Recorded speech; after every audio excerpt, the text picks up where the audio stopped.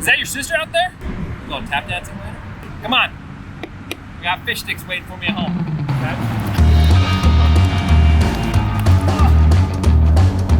Today we're gonna find out the difference between the cheapest ball you can find on Amazon and a professional MLB baseball.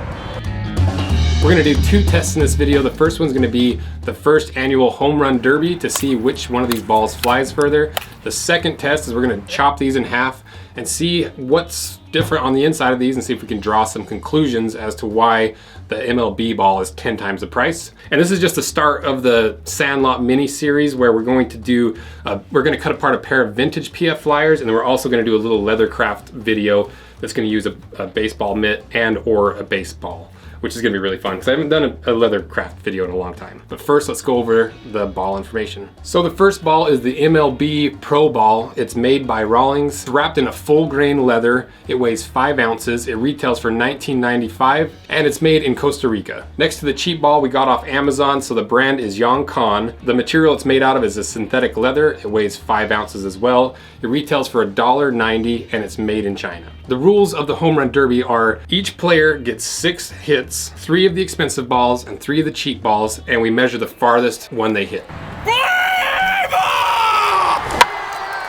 Today's hitters we have Brody the Jet, Nate the Ham, Squints, and Talls.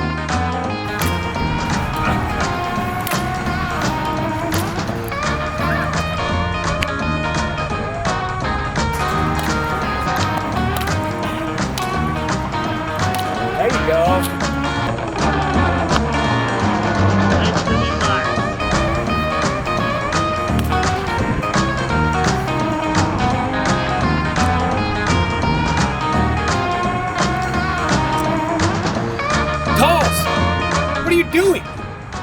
That was a Rose Anvil signed ball. Now we can't play anymore. Ham, it's all right. Got this.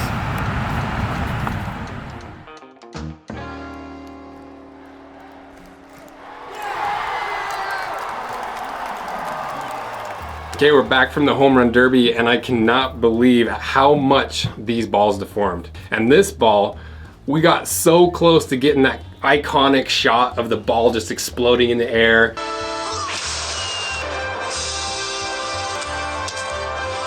What really surprised me was the MLB balls flew significantly further than the cheap balls across the board. And when you're hitting the ball, you can feel the difference between the balls. When you hit these softballs, you can feel it kind of squish. It doesn't quite have as much pop off the bat. Versus the MLB ball, you could really feel it when it hit. It kind of wrung your hands. So now let's chop these in half and see if we can figure out what is going on inside of these balls and why they deform so much and what made this ball fly significantly further than the cheap ball.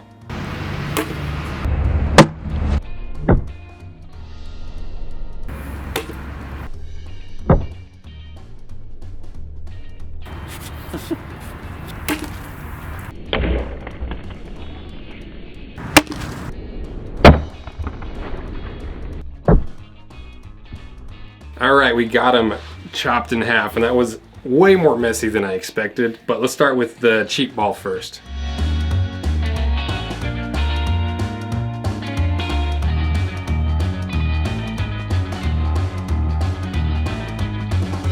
Look how much, this is supposed to be cork filled. with a rubber ball in the middle. That's what the listing says, but this is like mostly clay. So I think that's the reason why after only a few hits, these balls look like they do. You know, I think it's just because there's no structure on the inside. Versus the MLB ball, look how complex this is on the inside. It really surprised me how much was actually on the inside of this, and I say that with boots, but I also mean it with these baseballs, because you have the leather on the outside, you have 450 feet of cotton poly yarn, then the next layer down is 150 feet of 3-ply blue-gray wool yarn, and then you've got a white stripe layer, which is 135 feet of 3-ply white wool yarn, and then this big mantle area of gray stuff is 363 feet of 4-ply blue-gray yarn, and then finally the core on the inside is called the pill, and it consists of a small cork ball surrounded by 2 layers of rubber. That is crazy complex. But the most interesting aspect of this MLB ball is before we chopped it in half, it was hard as a rock, but now you can see how soft it is.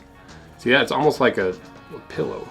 The reason behind that is when they're making this ball, they don't just spool up all that yarn on top of it, they do it really tight, and it creates a lot of tension. By the time you have the complete ball, it's so tightly wrapped, any energy you put into it gets put right back out. Versus the cheap ball, because it's just full of mostly clay, all that energy that goes into the ball dissipates through the ball, and it's kind of like the difference of dropping a bouncy ball and dropping a hacky sack. You know, the bouncy ball is going to bounce up, the hacky sack's just going to stop.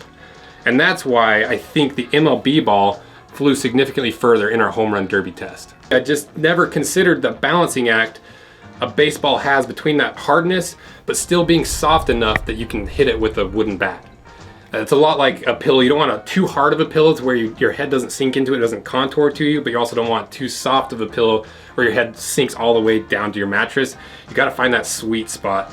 And the one brand that does that better than any pillow that I've ever tried is Saybrook Pillow, the sponsor of this video. And to visually show you what I mean, we filled these 3 chambers with 3 different fillings from different pillows. The first one is the cheap Amazon shredded memory foam. The next one is a feather pillow, and finally the Saybrook pillow. And if we drop a ball on these 3 fillings, you can see the cheap memory foam really doesn't absorb the shock very well, and it just sits on top because of how hard those pieces are, because it's recycled old memory foam. Next to the feather, we drop it and it goes straight to the bottom and almost cracked the glass. And finally the Saybrook, we drop it and it doesn't hit the bottom, but it also doesn't float on top. It's right in that sweet spot of contouring to that without being too flat and also not being too firm. So is it the most scientific test? No, but it visually demonstrates what I like about Saybrook pillows. You know, there's that perfect zone of being able to shape it and contour to your head. So check out Saybrook via the link in my description, and if you want, you can buy one and get one at 20% off by using the code ROSEANVIL at checkout. Thanks again to Saybrook, and thank you guys for watching this video and sticking it all the way to the end. See ya.